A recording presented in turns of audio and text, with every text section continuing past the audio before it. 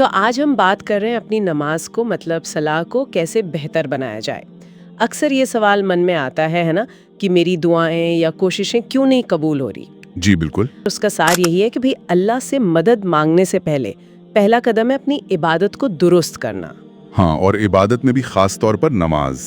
یس، بالکل صحیح نقطہ ہے، یہ بہت عام سوال ہے لوگوں کے ذہن میں۔ ہاں، اور نماز کو صحیح کرنے میں ایک بہت اہم چیز ہے اس کا طریقہ، اور خاص کر سورہ الفاتحہ کیسے پڑھی جا رہی ہے۔ اچھا، کہ سورہ الفاتحہ کو بہت تیزی سے پڑھ دینا جیسے بس رٹا اور ہو گیا، وہ صحیح نہیں ہے۔ جی نہیں، بالکل نہیں۔ تو اگر کوئی ایسے پڑھ رہا ہے تو کیا اثر ہوتا ہے نماز پر؟ دیکھیے، سروت کے مطابق، اور یہ اہم بات ہے، زیادہ تر جو بڑے ودوان ہیں جن میں چاروں امام بھی شامل ہیں، ان کا ماننا ہے کہ اتنی جلد بازی میں فاتحہ پڑھنا، مطلب بنا ٹھہرے، بنا سوچے سمجھے، اس سے نماز باطل بھی ہو سکتی ہے۔ اوہو، باطل مطلب امانیہ۔ جی ہاں، امانیہ، کیونکہ پیغمبر محمد صلی اللہ علیہ وسلم کی حدیث ہے کہ فاتحہ کے بنا تو نماز ہوتی ہی نہیں، اور انہوں نے یہ بھی سکھایا کہ قرآن کو ٹھہر ٹھہر کر اچھی خوبصورت آواز میں پڑھنا چاہیے، تو وہ جلد بازی تو اس کے بالکل خلاف ہے۔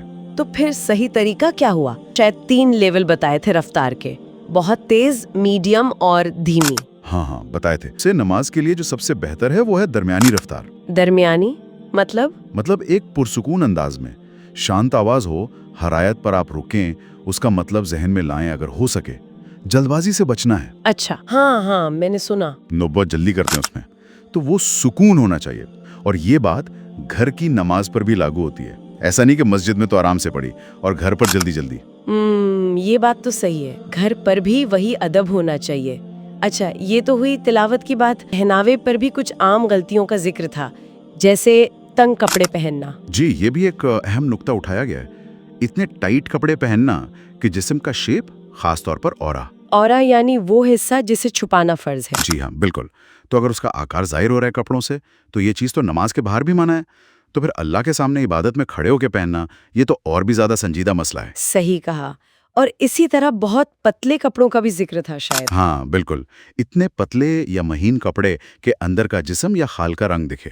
اچھا، تو وہ بھی نماز کی ایک شرط ہے۔ ستر عورت یعنی عورہ کو چھپانا اس کے خلاف جاتا ہے۔ اگر کپڑا اتنا ٹرانسپیرنٹ ہے کہ چھپا ہی نہیں رہا، تو اس کا مقصد پورا نہیں ہو رہا۔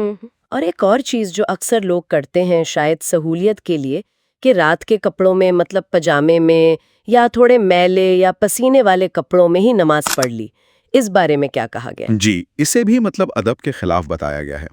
قرآن کی آیت کا حوالہ دیا ہے، سورہ اعراف کی آیت 31، جس کا مطلب ہے کہ اے آدم کی اولاد، ہر مسجد جاتے وقت یعنی ہر عبادت کے وقت اپنی زینت پہنو۔ زینت مطلب سجاوٹ، اچھے صاف ستھرے کپڑے۔ مطلب یہ کہ جب ہم اللہ کے سامنے کھڑے ہو رہے ہیں تو بہترین پاکیزہ حالت میں ہوں، گندے یا بدبودار کپڑوں میں نہیں۔ بالکل۔ اچھا، مردوں کے لباس سے جڑی ایک اور بات تھی، اس بال یعنی کپڑے کا ٹخنوں سے نیچے ہونا، پینٹ یا تہبند وغیرہ۔ ہاں، اس بال، اور اس کو واقعی ایک بڑا گناہ بتایا گیا ہے، چاہے وہ نماز میں ہو یا نماز کے باہر۔ بڑا گناہ، جی ہاں۔ حدیث کا ذکر ہے کہ اللہ تعالیٰ قیامت کے دن 3 لوگوں سے بات نہیں کریں گے، نہ ان کی طرف دیکھیں گے، نہ انہیں پاک کریں گے، اور ان کے لیے دردناک عذاب ہوگا۔ اللہ رحم کرے۔ کون ہے وہ لوگ؟ ان میں سے ایک وہ ہے جو اپنا نیچلا لباس مطلب ازار یا پینٹ ٹخنوں سے نیچے لٹکاتا ہے۔ اوہو۔ ایک اور حدیث میں ہے کہ جو تکبر یعنی گھمنڈ کی وجہ سے اپنا کپڑا ٹخنوں سے نیچے لٹکا کر نماز پڑھتا ہے، اللہ اس کی نماز مطلب اس کی قبولیت پر سوال ہے۔ تو یہ بہت سنجیدہ مسئلہ ہے۔ تو کل ملا کے جو ہم نے آج بات کی، اس سے یہ سمجھ آیا کہ نماز کی جو کوالٹی ہے، اس کی گنوتا، وہ صرف شاریرک حرکتوں تک ہی نہیں ہے۔ جی نہیں، بلکہ ہم کیسے پڑھ رہے ہیں، کتنی روانی سے، کتنے سکون سے، اور ہم نے کیا پہنا ہے، کپڑے کتنے پاکیزہ ہیں، کتنے مناسب ہیں، ان سب باتوں پر بہت نربھر کرتی ہے۔ بالکل صحیح کہا آپ نے۔